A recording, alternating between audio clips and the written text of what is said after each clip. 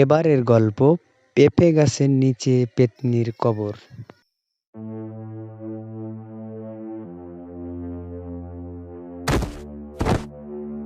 মা, চলো ওকে ওই পেঁপে গাছের নিচেই পুঁতে দেই।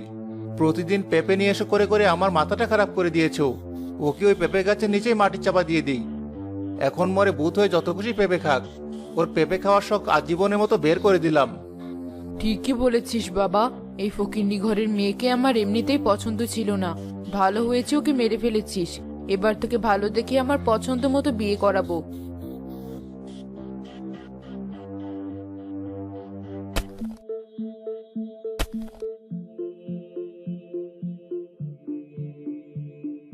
মাটির চাপা দেওয়া হয়ে গেছে। এবার কেউ দেখে ফেলার আগেই বাড়ি চলো তাড়াতাড়ি। পাড়ার কেউ জিজ্ঞেস করলে বলবে একেবারে বাপের বাড়ি চলে গেছে, আর আসবে না। ঠিক আছে।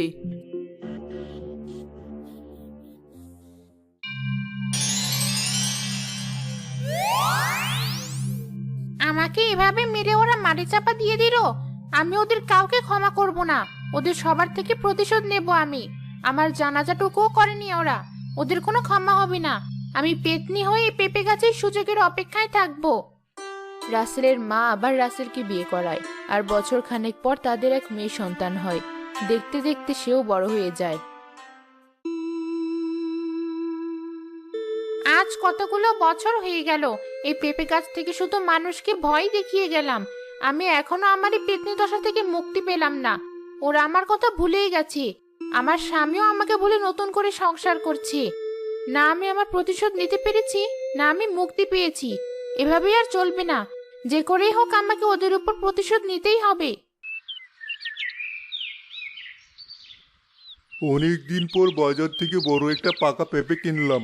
বাড়িতে গিয়ে পেঁপেটা মজা করে খাবো। কিন্তু এই পাশের রাস্তা দিয়ে বাড়িতে গেলে তো ওই পুকুর পাড়ে পেঁপে গাছটা সামনে দিয়ে যেতে হবে। আর পেঁপের গন্ধ যদি ওই পেটনির নাকে যায় তাহলে তো আর রক্ষে নেই। কিন্তু এটা ছাড়া আর অন্য কোনো রাস্তাও তো নেই যে সেই রাস্তা দিয়ে যাব। কি আর করার, উপরওয়ালার নাম করতে করতে যাই, যা হবে দেখা যাবে। মনে হচ্ছে পেঁপের গন্ধ পাচ্ছি। কেউ মনে হয় পেঁপে নিয়ে এই রাস্তা দিয়েই বাড়িতে যাচ্ছি। যাই, পেঁপেটা খেয়ে আসি। মানুষকে ভয় দেখিয়ে পেঁপে খাওয়ার মজাই আলাদা। কে যাচ্ছে এই পথ দিয়ে? আরে, এ তো দেখছি শাহিন। কিরে শাহিন, আমাকে না দিয়ে পেঁপে নিয়ে বাড়ি যাচ্ছিস? তোর তো সাহস কম নয়। এই রে, মনে হচ্ছে এবার পেত্নির হাতে ধরা পড়েই গেলাম। না মানে, বলছিলাম যে কি মানে মানে করছিস? অত কথা না বলে পেঁপেটা দে তো। না হলে তোর মুন্ডু দিয়ে কাঁচা পেঁপে রান্না করে খাবো। বেঁচে থাকতে মাংস দিয়ে পেঁপে রান্না আমার খুব পছন্দ ছিল। আগে খেতাম পশুর মাংস দিয়ে, এখন খাবো মানুষের মাংস দিয়ে। আসলে আমার যে খুব খেতে ইচ্ছে হয়েছিল, সেই জন্য পেঁপেটা নিয়ে যাচ্ছিলাম। তা তোমার যখন খেতে ইচ্ছে করছে তুমি খাও, আমার খেতে হবে না পেত্নি।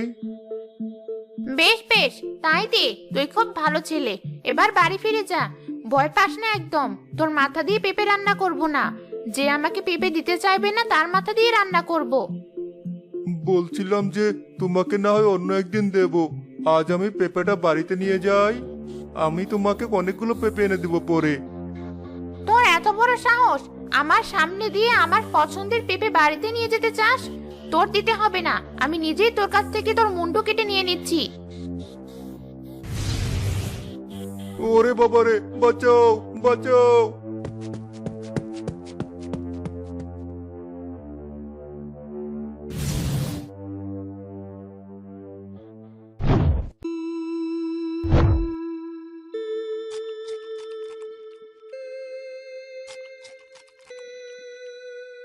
যাক, ভালোই হয়েছে পেতনি হয়ে। সব জিনিস না কেটে কেমন খেতে পারি। এখন আর রান্নাও করা লাগে না। তবে অনেকদিন পরে আবার একটা পেঁপে পেলাম। পেঁপেটা অনেক মিষ্টি। প্রতিদিনই যদি একটা করে এমন মিষ্টি পেঁপে খেতে পারতাম তাহলে বেশ ভালোই হতো। মা, আমার খুব পেঁপে খেতে ইচ্ছে হচ্ছে।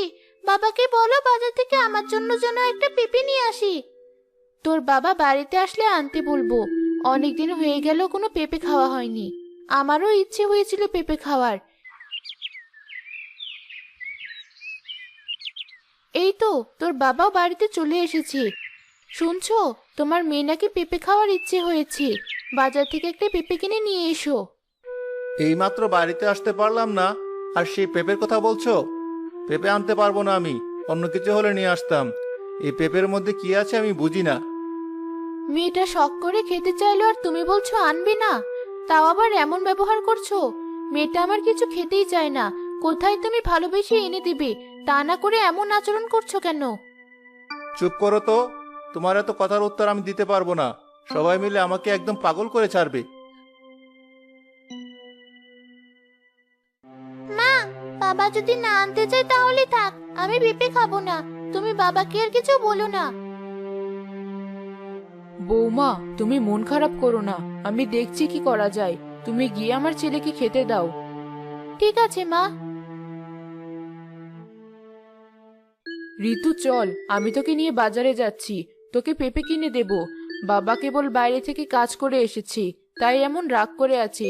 চল তুই আমার সাথে। হ্যাঁ, তাই চলো দাদিমা। পারুল বৌমার মতো ঋতুরও যে কেন পেঁপে খেতে মন চায় কে জানে। তাই তো আমার ছেলেটাও রাগ করে, সেটা তো আর ওদের বলা যাবে না, আমাকেই সামলে নিতে হবে। আচ্ছা চল, কথা না বাড়ি এখন আমার সাথে বাজারে চল। হ্যাঁ, তাই চলো। কি মজা, আজ আমি পেঁপে খেতে পারবো।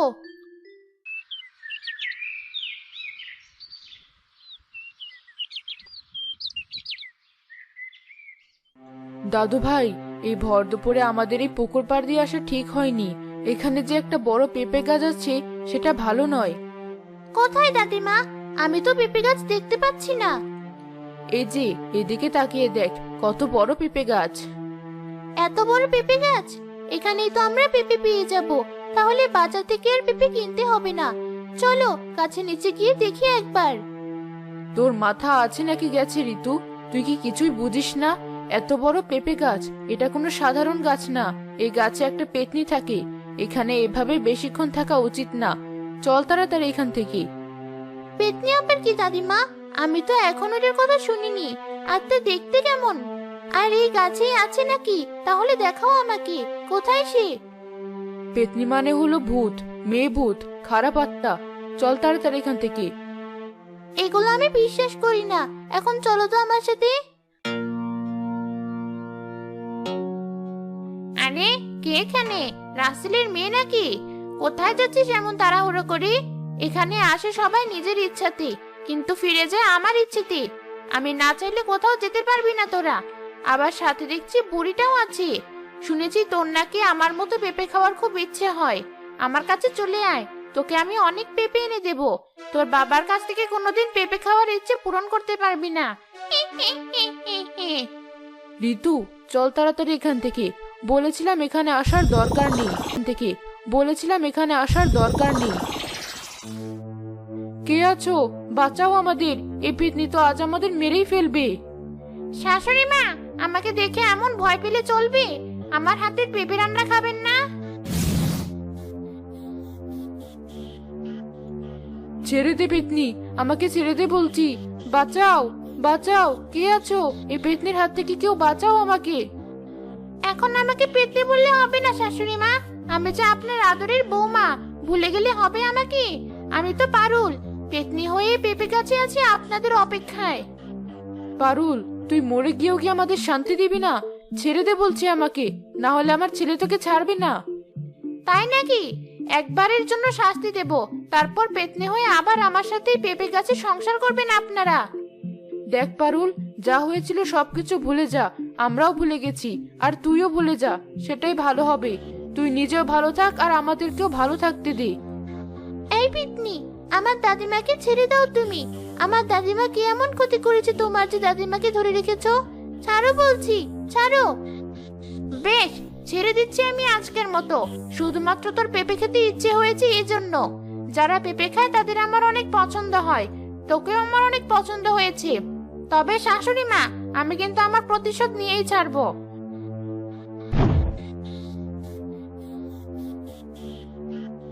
ঋতু, তোর বাবা আর তোর দাদিমা আমার সাথে যা করেছে তার কিছু আমি ভুলে যাইনি।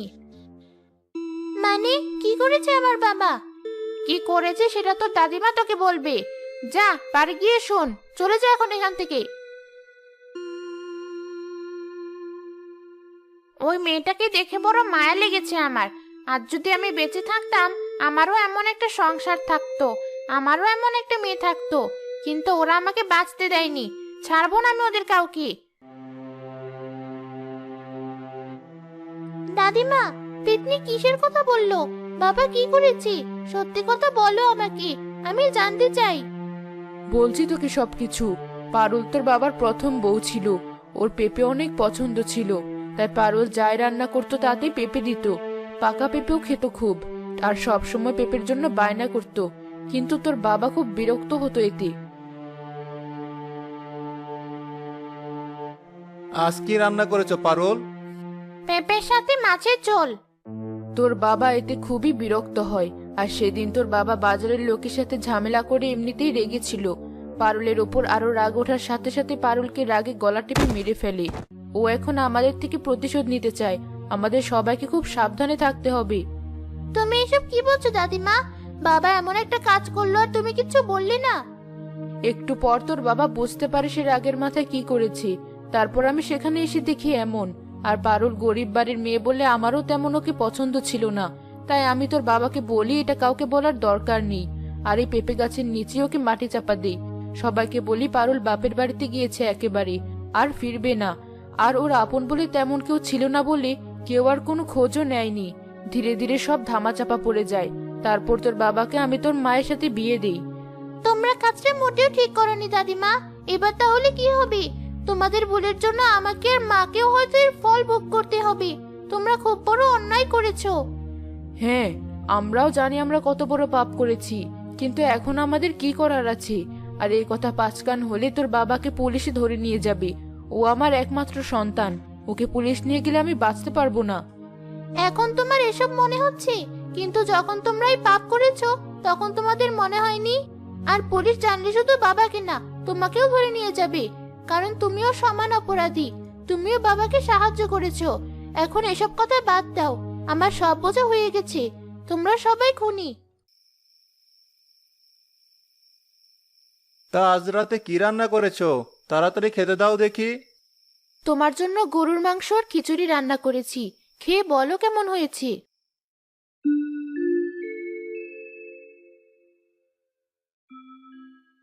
আরে এসব কি দেখছি? কোথায় গরুর মাংস, কোথায় খিচুড়ি? এখানে তো শুধু সব পেঁপে রান্না। তুমি কি আমার সাথে মজা করছো? আমি মজা করতে যাব কেন? মা, আপনি কিছু বলুন।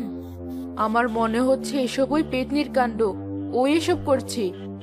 মা, তুমিও কি পাগল হয়ে গেলে? কি সব বলছো?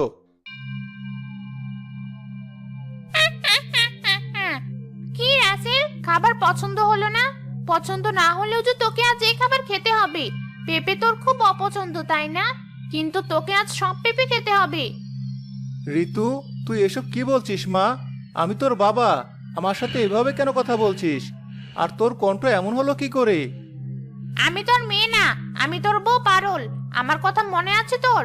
আমি তোর মেয়ের শরীরে প্রবেশ করেছি তোকে শাস্তি দিব বলে।